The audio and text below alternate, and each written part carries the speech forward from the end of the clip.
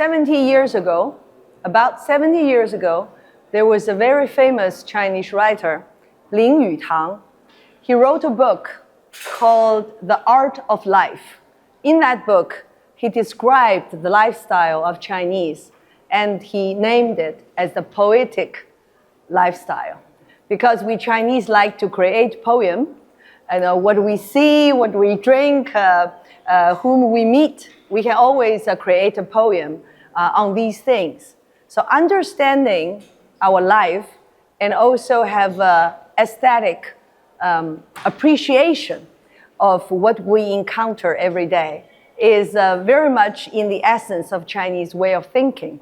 So yes, I agree with you. I think we Chinese do value the beauty. We Chinese do value the beauty of everyday life. So actually, the intangible cultural heritage is a part of lifestyle because it's not just the functioning, like the things we use or we eat, but also the philosophy of a way of living. For example, you live in harmony with the nature. You try to create lovely moments with your loved ones. Or maybe you feel very happy and play some music when you meet a real friend. So that's all part of Chinese way of life and way of thinking. So here you see all the patrimoine culturel et matériel, all the intangible cultural heritage. You know, if it's furniture or clothes or the vessels for dinner, they're not just functioning. There's a sense of beauty in it, and that's something poetic about the Tao behind all these materials. We Chinese believe that all the vessels carry the universal Tao, which is a universal order or truth. So that is poetic by its own meaning. So we use the elements. So we use the 5 elements as the logic in this exhibition because you know, the metal, wood, earth, fire, and water, they're not just elements of this universe, the basic elements of materials, but also they create an ecosystem of transformation, about interdependence, and also about integration and creating new essence. So it's about change. The Taoism, yin and yang, is about the law of change. So 金木水火土, all these 5 elements, they create an ecosystem. 金木水火土, the 5 elements, they create an ecosystem that's forever changing. But it carries the order of the universe and of way of thinking behind it. So by reviving, we mean the new things coming out of the circle of life. Yes, yes. It is yin and yang. It's about contrast. It's about shock, but it's also about integration because we nowadays, we need the balance of yin and yang, about the different energies. Well, I think the patrimoine culturel et matériel, the intangible cultural heritage, is a way of living.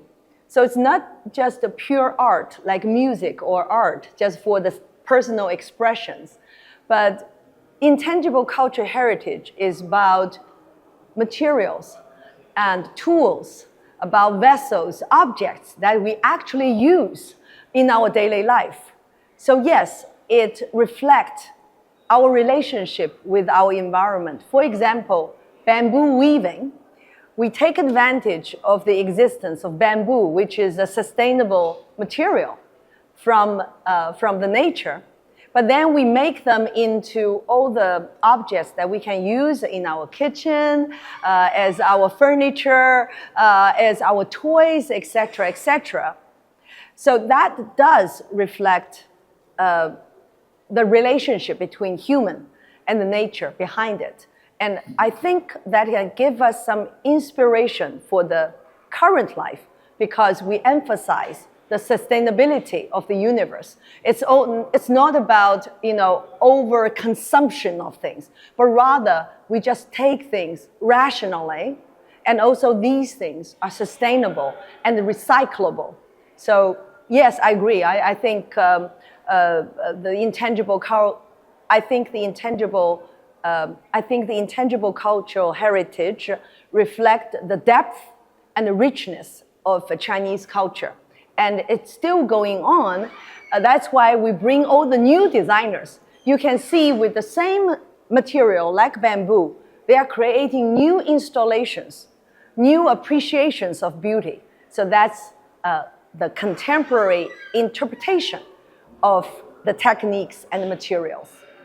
Well, I think in terms of gourmet, both China and France have a lot of pride, and they deserved it. So this time at the gala dinner of culture, we call Light of Culture. So this time in the gala dinner, what we call the Light of Culture, we have also invited executive chefs like Samuel Lee and Da Dong from China. They will create a banquet based on innovative Chinese cuisine. So it will be very fresh, innovative, and also with the touch of the influence of a French gourmet. So we will see what will happen. I do agree with you. I think the culture of gourmet and cuisine is very profound. Sorry, let me say again. I believe that the culture of cuisine and gourmet, fine dining, is very rich and profound in both China and France. Yes, well, yeah, a plaisir. Oui. So, food and drinks are never just food and drinks. You know, people socialize using that as a media. So for example, in our segment of water, we present Chinese tea drinking and wine making or liquor making. So you will see a lot of poets and painters. They create after they drink liquor, or they cherish the friendship after drinking tea together, or they play music while drinking tea. So all those drinks or food are not just drinks and food. They are the media of friendship, of mutual connectivity. It's about our understanding of life and even our spiritual seek or pursuit. No. Well, I appreciate you asking this question. To me, the appreciation of art is connected with people. So my foundation, Sun Culture Foundation, we focused on providing quality artistic lessons and education for rural children because they don't have enough resources for education. We connect contemporary artists and bring them to the villages so that they can create a more beautiful school with the kids and the teachers. Everyone is creative in heart. So the thing is that you have to unleash the potential of every individual, especially children, about their imagination, their understanding of nature, their dream about the future. They can all be expressed through art. I also believe art has a healing power. Art has a feeling power. In the world today, we are always very anxious, worried, and split, even depressed. Art, or the patrimoine culturel immatériel, actually help people to focus and engage in creativity. And that will create a flow in the mindfulness, which is very healthy and very healing for our psychology. So yes, I agree that culture is not just for the expression of art or beauty, but it has a healing power of our heart and soul. Definitely, I think the exhibition of Reviving is creating a platform or bridges to put people together, because people can feel the way of thinking, the beauty of handmaking in this exhibition. It's very emotional. It's very emotional. As a curator, I want to project human stories behind these objects. In some of the former exhibitions, we always put the highlight on objects. For me, it's not the case. I think the process is the key. I think people behind those objects are the key. So that's why they can resonate and connect with each other. So if we see this is a beautiful chair, we can imagine ourselves sitting in it. Or if it's a beautiful fabric, then we can imagine wearing it. Or maybe it's a gift to our beloved ones in life. So for me as a curator, we want to show the human story. So as a curator, I want to show the human story, human emotions behind all these craftsmanship. And also in a time of artificial intelligence, I want people to rediscover, too noisy.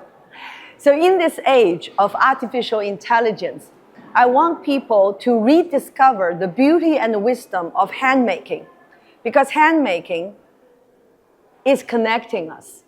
It's about our brain, our hand, our understanding of ourselves and the nature, ourselves with other people in the same community. So it's about connecting.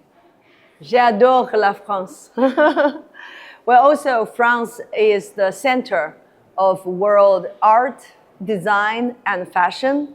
So I think it's very appropriate to have an exhibition of craftsmanship and design in Paris. And also it's very close to the Paris Olympics. So I think international tourists will coming in. I also hope that we have more exposure to more people from different parts of the world. So this is our first stop of the exhibition. But I think in the future, we may consider a world tour or domestic tour, because I think all these masterpieces deserve to be seen by more people and inspire more people. Okay. Thank you, madame. Merci beaucoup. Merci beaucoup. Ça va? C'est bon? C'est bon?